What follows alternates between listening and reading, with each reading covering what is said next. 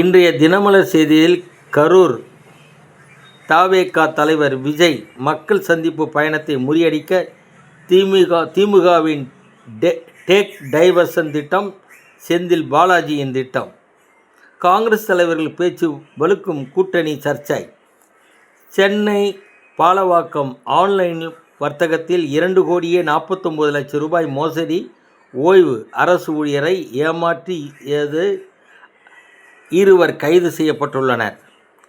மழைநீர் வடிகால்வாய் பணிகளை அரைகுறையாக விடப்படுவதால் சென்னை மாநகரம் வெள்ளத்தில் தத்தளிக்கும் அபாயம் ஏற்பட்டுள்ளது.